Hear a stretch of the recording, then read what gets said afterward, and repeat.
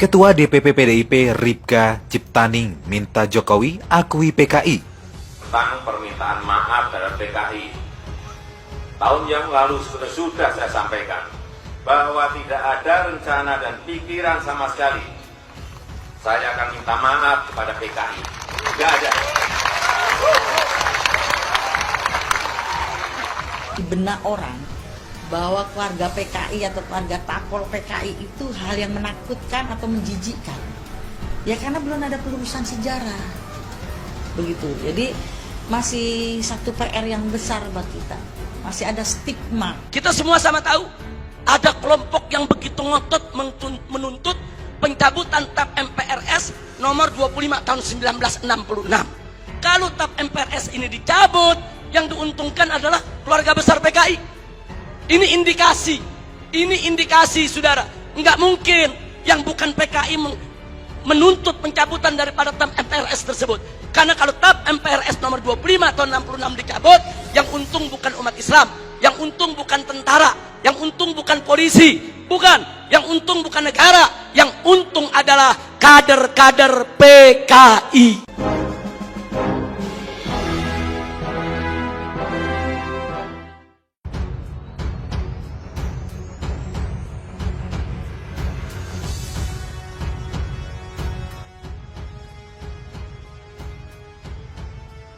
Ketua DPP PDIP Ripka Ciptaning minta Jokowi akui PKI. Presiden Joko Widodo harus meluruskan tentang sejarah Partai Komunis Indonesia terhadap generasi bangsa saat ini. Hal itu ditegaskan Ketua DPP PDIP Ripka Ciptaning Pulitariati terkait batalnya Presiden Jokowi meminta maaf kepada keluarga PKI dalam pidato sidang tahunan MPR, DPR, dan DPD pada Jumat 14 Agustus 2015 lalu. Sebetulnya ini hanya problem penguasa yang tidak pernah melakukan pelurusan sejarah. Padahal kalau negara luar, apapun masa kelamnya pasti diungkap secara terang benderang. Kata Ripka di kantor DPP PDIP Lenteng Agung, Jakarta Selatan, Senin, 17 Agustus 2015. Penulis buku Aku Bangga Jadi Anak PKI ini juga menjelaskan bahwa PKI pernah menjadi kekuatan besar dengan partai urutan keempat pada masa itu. Jadi menurut Ripka, tak salah bila PKI mendapatkan pengakuan. Ripka mengatakan kalau PKI memiliki sejarah sebagai partai terbesar nomor 4 di Indonesia pada masanya. Ia juga menilai ada banyak anak muda Indonesia yang tertarik dengan pemahaman PKI. Mau jelek atau baik harus disebarkan. Ingat, PKI partai besar nomor 4. Dan saya lihat kini banyak anak muda yang suka dengan pemimpin kiri. Tentunya, ini akibat mereka bertanya-tanya dengan PKI, ungkapnya. Sebelum tahun 1998, sejarah pengkhianatan PKI di Madiun 1948 maupun G30S PKI 1965 itu tercantum, diceritakan dalam sejarah Indonesia, masuk dalam kurikulum. Jadi dari tahun 1965 sampai 1998, sejarah pengkhianatan PKI merupakan bagian daripada kurikulum pendidikan untuk pelajaran sejarah Indonesia. Tapi begitu masuk reformasi 98, saudara, pelajaran tentang pengkhianatan PKI baik di Madiun 1948 maupun G30S PKI 1965 dihapuskan dari kurikulum pendidikan. Saya bertanya-tanya, siapa ini manusia yang punya kekuatan bisa menghapus materi pengkhianatan PKI dari kurikulum? Ini bukan seorang biasa, saudara. Dia punya kekuatan politik, dia punya kekuatan ekonomi, dia punya kekuatan sosial. Kalau hanya rakyat jelata biasa, nggak mungkin dia bisa menghapus daripada pelajaran pengkhianatan PKI dari kurikulum pendidikan Indonesia, saudara. Dan dampaknya serius. Sejak tahun 98 sampai hari ini, saudara. Sampai hari ini, saudara, apa yang terjadi? Yuk mari kita lihat, saudara. Anak-anak SD, SMP, SMA yang di tahun 98, saudara, baru mulai mencicipi sekolah, mereka nggak dapat lagi pelajaran tentang pengkhianatan PKI. Jadi dari tahun 98 sampai hari ini, generasi muda kita yang umurnya sekitar 25 sampai 27 tahun, mereka nggak tahu apa dan bagaimana PKI, saudara. Saudara, Ini kurikulum ini penting. Kurikulum ini membentuk daripada ideologi bangsa. Kurikulum ini membentuk pemikiran filsafat bangsa. Kalau sudah dihapuskan dari kurikulum, jangan kaget kalau anak-anak muda kita saat ini umur 20-an saudara, 25 atau 27 ke bawah, tidak ada yang tahu PKI. Bahkan mereka merasa bangga pakai kaos dengan gambar Palu Arit karena ketidaktahuan mereka, saudara. Sebelum tahun 98, saudara, televisi nasional khususnya TVRI setiap tanggal 30 September selalu memutar ulang film tentang pengkhianatan G30S PKI. So, hingga dari Sabang sampai Merauke, dari gunung sampai ke lembah, orang di kampung-kampung nonton film tersebut, saudara.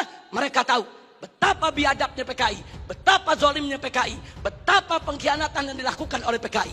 Tapi sayang sejuta sayang, setelah reformasi tahun 98, tidak ada satupun stasiun televisi sampai hari ini yang berani menayangkan kembali daripada film pengkhianatan G30S PKI, saudara. Ada apa? Siapa itu orang yang bisa nakut-nakuti televisi? Siapa itu orang yang bisa neken media televisi? Siapa itu orang yang menguasai media di kita punya negeri? Sampai media takut, nggak berani untuk menayangkan film itu kembali, saudara. Nah, ini fakta. Ini merupakan indikasi kebangkitan PKI yang tidak terbantahkan. Omong kosong kalau ada mengatakan PKI tidak akan bangkit. Omong kosong kalau ada mengatakan PKI akan bangkit atau PKI ini sudah final tidak akan bangkit lagi. Omong kosong, saudara. PKI sedang bergerak. PKI akan bangkit kembali. PKI akan melibas kita semua kalau kita tidak merapatkan barisan dari sekarang, saudara. Dulu sebelum 98 ada Litsus, penelitian khusus bagi pejabat publik di Indonesia, saudara. Seseorang ingin jadi gubernur, ingin jadi kepala daerah, apalagi mau jadi menteri, saudara. Ada penelitian khusus. Siapa dia? Bagaimana ideologinya? Apa keterkaitannya dengan PKI, saudara? Kalau terbukti ada keterkaitan dengan PKI, apalagi mengusung ideologi PKI, tidak akan pernah dilantik oleh negara sebagai pejabat publik, saudara. Tapi semenjak tahun 1998, Litsus ditiadakan. Kemudian baik yang kelima, saudara, putra-putri PKI keturunannya masuk ke partai-partai politik, masuk ke instansi lembaga-lembaga negara, saudara. Dan dari sanalah, saudara, mereka mempengaruhi kebijakan-kebijakan untuk keuntungan PKI. Baik, yang keenam, mari kita lihat lagi, saudara. Kita tidak boleh menutup mata. Sejak tahun 1998, begitu banyak buku-buku yang membela PKI. Dibagikan secara gratis, dijual dengan bebas di toko-toko buku, saudara. Pemerintah kita nggak mampu untuk melakukan tindakan apapun. Real, fakta, saudara. Bahkan ada satu anggota dewan, pimpinan satu komisi di DPR RI, saudara, begitu bangga mengarang buku mengatakan dengan judul "Aku Bangga Jadi Anak PKI". Nggak sampai di situ, bahkan dia karang buku lagi dengan judul "Anak PKI Masuk Parlemen", seolah-olah dia ingin meledek semua yang anti PKI. Manusia-manusia Indonesia yang anti PKI, ada urusan apa dengan kalian? Aku bangga jadi anak PKI. Bangsa Indonesia yang anti PKI, ada apa dengan kalian benci PKI? Ada apa musuh PKI? Aku anak PKI masuk parlemen dan aku bangga menjadi anak PKI. Innalillahi wa inna ilaihi rajiun. Ini indikasi.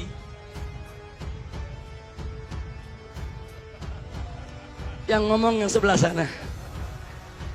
Mari kita lihat yang nomor 7, saudara. Adanya usulan RUU KKR, Komisi Kebenaran dan Rekonsiliasi. Ini juga tidak lepas dari peran-peran untuk kepentingan PKI.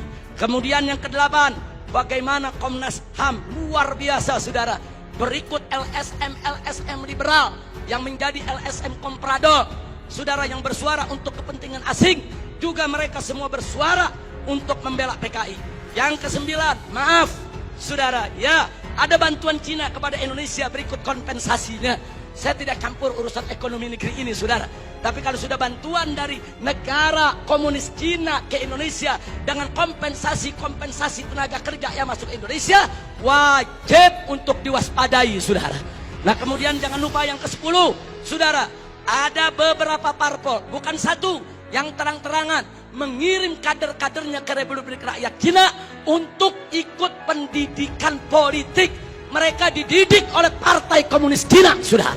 Ada apa? Ya, itu hak partai tersebut, itu hak pribadinya, saya tidak ikut campur. Tapi saya sebagai bangsa Indonesia punya hak untuk mewaspadai partai-partai yang menjalin kerjasama dengan partai komunis Cina, saudara. Yang ke-11, di mana-mana ada seminar, ada temu kangen, saudara. Di mana-mana ada temu kangen PKI, seminar PKI, saudara. Sementara, saudara, dari pihak aparat keamanan setengah hati untuk membubarkan mereka, saudara. Berapa kali di Taman Ismail Marzuki mereka menggelar acara, bikin kegiatan, saudara. Ada bentrokan dengan gerakan bela negara, dengan laskar-laskar FPI di beberapa tempat, saudara. Ada apa? Ada lagi anggota-anggota dewan yang merupakan kader PKI menggunakan kunjungan kerja mereka untuk membuka temu kangen kader PKI sebagaimana terjadi di Banyuwangi beberapa waktu yang lalu, saudara.